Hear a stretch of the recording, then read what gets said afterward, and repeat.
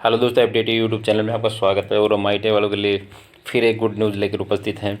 और न्यूज़ है, आप देख ही रहे होंगे कि CSIR की है, जो है CSIR राष्ट्रीय अंतरिक्ष प्रयोगशाला की है। डेट ऑफ पब्लिक ये होगा 6 तारीख को। कल आपका ये एडवांटेज, इसका जो एडवांटेज नंबर है ये 5/25 है।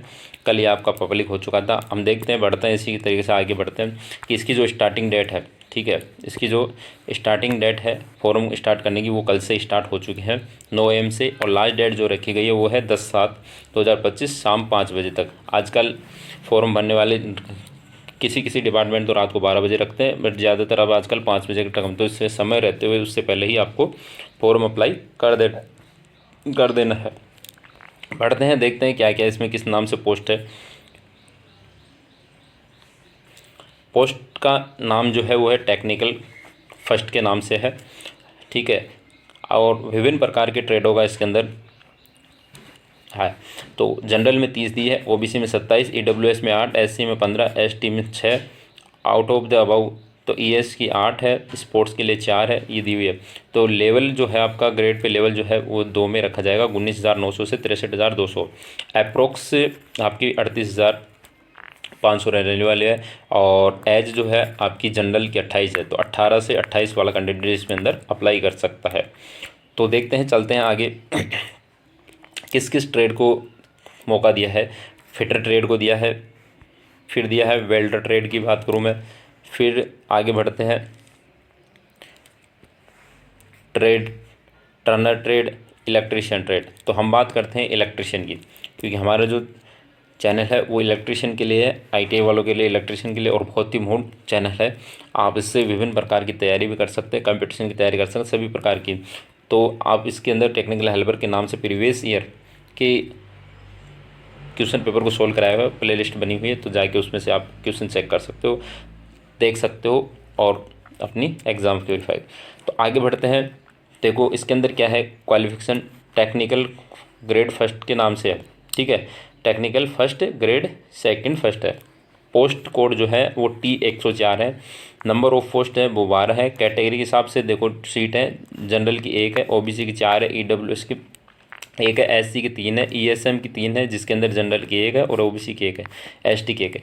अब देखो इसके अंदर क्वालिफिकेशन देखते हैं। सबसे मोटी चीज़ है क्वालिफिकेशन। तो 10वीं प्लस ITI जिसके पास है, ठीक है, वो अप्लाई कर सकता है। अब ITI हो, NCVT हो या, ठीक है, SCVT हो, ठीक है, दोनों अप्लाई कर सकते हैं, ठीक है। इसके अंदर दिया हुआ है साफ साफ देखो कि ITI सर्टिफिकेट नेशनल और स्टेट सर्टिफिकेट दोनों इंक्लूड है, ठीक है। इलेक्ट्रिक अगर ये क्वालिफिकेशन नहीं है आपके पास, तो दूसरी क्वालिफिकेशन ये है कि 10वीं standardize equivalent subject of the 55%, मतलब 10वीं की साइंस के अंदर क्या होना चाहिए, 55% मार्क होने चाहिए। उससे संबंधित से ट्रेड से संबंधित 2 साल का क्या होना चाहिए, एक्सपीरियंस होना चाहिए। अप्रेंटिस ट्रेनिंग फ्रॉम द इधर रिक्वेस्टिंग स्टेशन इलेक्ट्रिशियन ट्रेड, अगर आपका अप्रेंटिस भी है तो वो इसी ट्रेड से होना चाहिए। अगर आप ये क्वालिफिकेशन भी मैटर नहीं करते हो, तो तीसरी क्वालिफिकेशन और दी है 10वीं के अंदर, तो वही 55% मार्क होने चाहिए। संबंधित से 3 साल का एक्सपीरियंस होना चाहिए संबंधित ट्रेड से। इलेक्ट्रिशियन ट्रेड की बात कर रहे हैं हम, तो ये होना चाहिए। और कहीं से भी हो, auto body, under government, Indian state duty, इनसे किसी प्रकार हो, बट संबंधित ट्रेड से आपका एक्सपीरियंस होना चाहिए। तो तीनों क्वालिफिकेशन जो भी आपके पास है, तो आप तीनों में से किसी एक क्वालिफिकेशन को लगा के आप अप्लाई कर सकते हो। तो ये तो हो गई हमारी क्वालिफिकेशन। आगे बढ़ते हैं, ठीक है। इसी प्रकार देखो ये मशीनिस्ट ट्रेड का है। फिर ये कहाँ है, इंफॉर्मेशन कम्युनिकेशन टेक्नोलॉजी ट्रेड। तो मतलब सभी ट्रेड से, ऑल ट्रेड जितनी भी है, मेन जो ट्रेड है उसके अंदर आपको क्या दी हुई है, सभी के लिए पोस्ट आई हुई है, ठीक है। पोस्टों की संख्या बहुत कम रखी गई है, जिस हिसाब से इतनी ट्रेडों को मौका मिल रहा है। तो आगे चलते हैं, mode of selection, selection mode की देखते हैं किस तरह आपका सिलेक्शन होगा। देखो 3 पेपर होने वाले हैं। फर्स्ट स्टेज ट्रेड टेस्ट, ठीक है।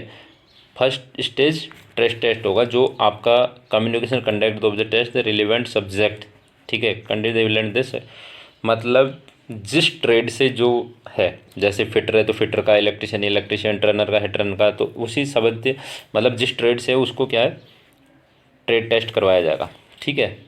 वो क्या है, सिर्फ क्वालिफिकेशन नेचर का होगा, ठीक है। आगे बढ़ते हैं, stage second competitive written examination किस प्रकार का होगा।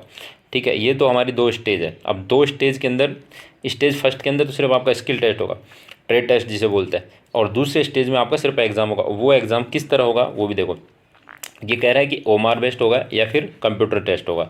दूसरा है मीडियम ऑफ क्वेश्चन रहने वाले आपके हिंदी और इंग्लिश दोनों में रहेंगे, जबकि इंग्लिश आपकी सर्वमान्य होगी, आप किसी प्रकार से आप ऑब्जेक्शन वगैरह लगाओगे क्वेश्चन पे तो। तीसरा है स्टैंडर्ड एग्जामिनेशन, जो स्टैंडर्ड क्या रहेगा एग्जामिनर का, 10वीं प्लस ITI या 12th स्टैंडर्ड का रहेगा। इसके बाद आपके पास टोटल क्वेश्चन रहने वाले हैं, नंबर ऑफ क्वेश्चन की संख्या है 150, टाइम आपका रहने वाला है 2 घंटा 30 मिनट। अब ये 2 घंटा 30 मिनट कैसे कवर है वो अभी आगे देखते हैं। अब ये सेकंड स्टेज के अंदर भी चलते हैं। पेपर फर्स्ट, सेकंड स्टेज में पेपर फर्स्ट की बात करते हैं तो पेपर फर्स्ट है मेंटल एबिलिटी टेस्ट, ठीक है, जिसके अंदर आपके 50 नंबर के क्वेश्चन है, जो नंबर ऑफ रहेंगे 100, मतलब 50 क्वेश्चन और कितने नंबर का, एक क्वेश्चन 2 नंबर का। इसके अंदर कोई नेगेटिव मार्किंग नहीं रहेगी, ठीक है, इसके अंदर क्या नहीं रहेगी, कोई भी नेगेटिव मार्किंग नहीं रहेगी। सेकंड पेपर की मैं बात करता हूँ, चलो चलते हैं सेकंड पेपर। देखो पेपर सेकंड का टाइम रहने वाला 30 मिनट, मतलब 1 घंटे का तो पहले हो गया। मेंटल एबिलिटी 50 क्वेश्चन, अब है इसके अंदर जनरल अवेयरनेस और इंग्लिश, तो ये दोनों के 25-25 क्वेश्चन रहने वाले, और इन ये दोनों रहेंगे वो रहेंगे 3 नंबर के, ठीक है। तो इनके 75-75 मार्क हो गए, जिसके अंदर 1/4 माइनस मार्किंग रहने वाली है, ठीक है, 1/4 माइनस नेगेटिव मार्किंग रहने वाली है।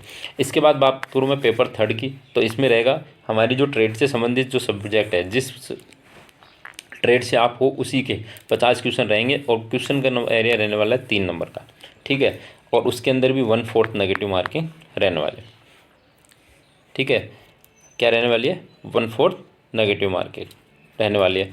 तो आगे चलते हैं, 1 negative mark for the every wrong answer, ठीक है, तो ये आपकी नेगेटिव मार्किंग। आगे चलते हैं, देखो आगे बढ़ते हैं, ये आपका हो गया। एज रिलेशन की बात करता हूँ तो एज रिलेशन आपका मतलब 28 साल है, तो जनरल को कोई छूट रहती नहीं है।